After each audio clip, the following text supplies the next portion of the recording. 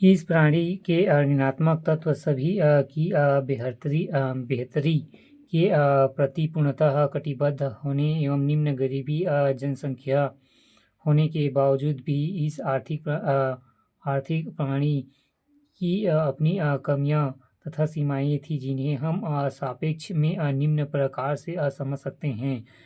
सभी का कल्याण हालांकि एक बहुत अच्छा लक्ष्य था, किंतु इसमें संपत्ति के सृजन पर बल नहीं था, जिस कारण आने वाले समयों में निवेश योग्य पूंजी की कमी महसूस की गई। चूंकि संसाधनों के उपयोग की प्राथमिकता एवं सरकारें राज्य तय करती थी, अंततः उनका इष्टतम ऑप्टिमम उपयोग नहीं हो सकता। बाजार की शक्तियाँ संसाधनों की इष्टतम उपयोग करने में मदद करती है, जो यहाँ अनुपस्थित थी, और इनकी बर्बादी हुई।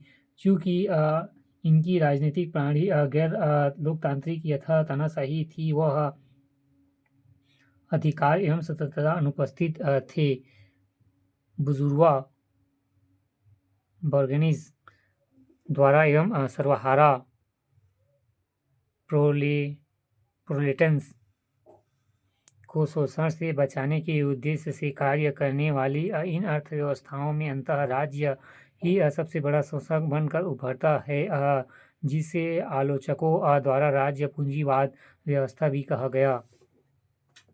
अंतर्निहित कमियों के कारण इन अर्थव्यवस्थाओं का 1970 के दशक में ही आंतरिक क्षय होने प्रारंभ हो गया। काफ़ी पहले 1950 के दशक के मध्य में पोलैंड के दार्शनिक ऑस्कर लेज ने इन अर्थव्यवस्थाओं के को समाजवाद मार्केट सोशलिज्म को अपनाने की सलाह दी थी, लेकिन सोवियत ब्लॉक एवं चीन दोनों ही द्वारा इसे सिरे से नकार दिया गया। अंततः 1980 के दशक के मध्य इन अर्थव्यवस्थाओं द्वारा अपनी आर्थिक प्रणालियों को बाजार अर्थव्यवस्था के कुछ तत्वों को शामिल किया गया। इस प्रकार बाजार समाजवाद का आगमन हुआ। पूर्व सोवियत संघ ने 1980 के दशक के अंत में पेरोव्स्काई एवं ग्लानस्टार्ग जैसे जुड़वा नीति की घोषणा की गई, जिनमें पहली पुनर्संरचना रीस्ट्रक्चरिंग और दूसरी खुलेपन उपनिवेश की लक्षित की थी। इसके अंतर्गत यहाँ समाजवादी लक्ष्यों की पूर्ति के लिए अर्थव्यवस्था में बाजार अर्थव्यवस्था के तत्वों को शामिल किया गया, जिसे पूर्वी योजना के अन्य देशों एवं स्वतंत्र राष्ट्रों के संघ CIS द्वारा भी अपनाया गया। कुल मिलाकर यहाँ समाजवादी अर्थव्यवस्थाओं द्वारा अपनाई गई मिश्रित अर्थव्यवस्था का मॉडल था। इसी प्रकार 1980 के दशक में मध्य में चीन द्वारा खुला द्वार नीति ओपन डोर पॉलिसी की घोषणा करके बाजार समाजवाद को अपनाया गया। वैसे माना जाता है कि चीन द्वारा इस दिशा की तैयारी 1970 के दशक में के मध्य में ही प्रारंभ कर दी गई थी, लेकिन वह मुखर एक्सप्लिसिट रूप से नहीं किया गया था।